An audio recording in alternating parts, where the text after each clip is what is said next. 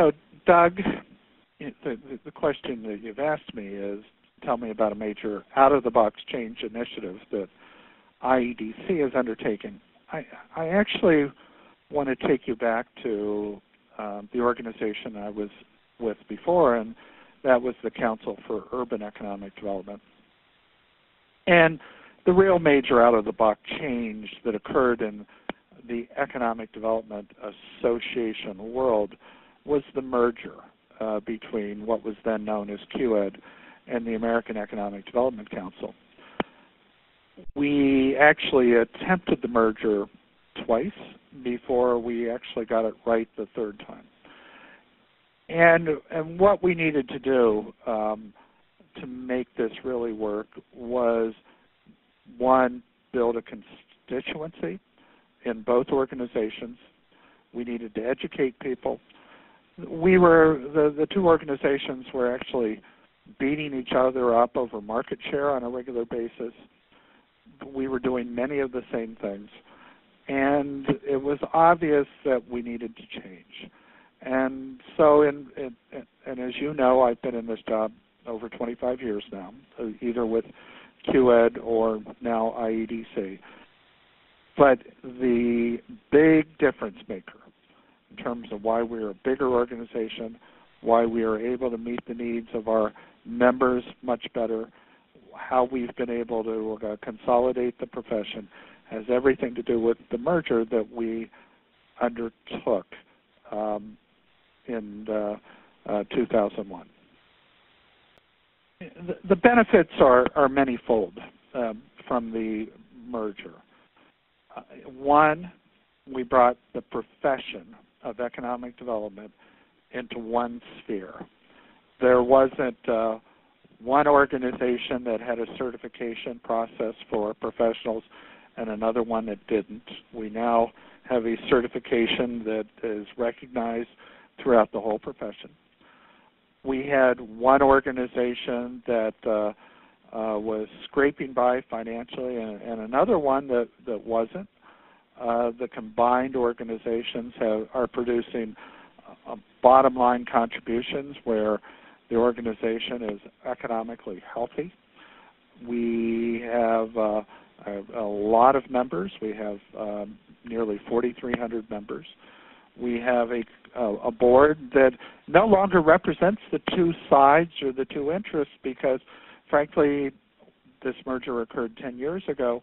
We have a board that is focused on IEDC, not the two predecessor organizations.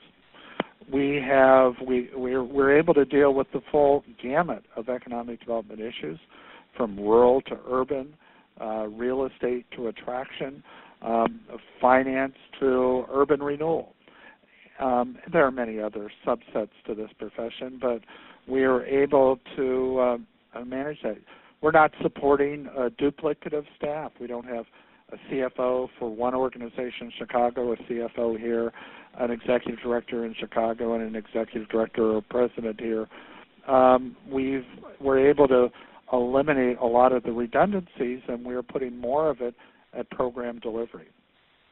And it took work. You helped us as we brought the two boards together and assisted us in creating a new governance strategy. But at the end of the day, this is a vibrant, lively organization that will stand the test of time. There are competitors clearly out there, and we need to be at the top of our game on a regular basis, and we need to be relevant to our members. As long as we maintain those core missions, we should be around and successful for a great deal of time to come. I think the secret to any project, but particularly when you're dealing with a big project like a merger, is maybe threefold. One, understand what the project is, figure out how to organize it, put good people to it, and then communicate. And we set a group of very smart people, not board members. This was done at at a staff and consultant level. And we sat there and thought through every conceivable issue that we needed to consider and needed to consider all of those issues that might trip us up. And I will tell you that once we put that together, we then built a communication strategy that I would stack up against organizations that are much bigger than what became of the combined organizations. We thought through how to appease and educate what might have been recalcitrant board members.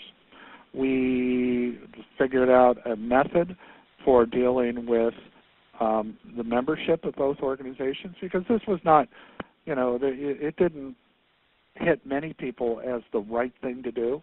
It was the right thing to do, but a number of people say, well, how's this going to affect my certification? How's it going to affect, the profession? We didn't think those guys, the other side, was all that good. But we thought through how to communicate those strategies, and we executed what was probably what I think one of the best communication strategies ever.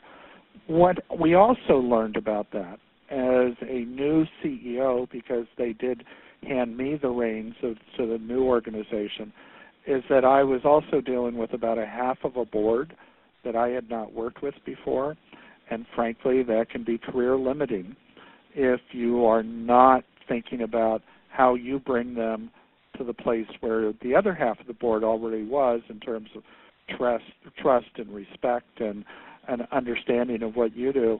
I now put out, and have for about the last 9 years, a newsletter to my board, past board members, past chairs, twice a month. It runs 18 to 20 pages in length. These people know what I do, how I do it, and the staff here as well.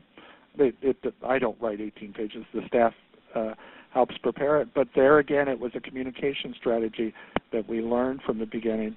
And I actually recommend it to many of my members who are in CEO slots. When they get in trouble, more often than not, it's a communication problem.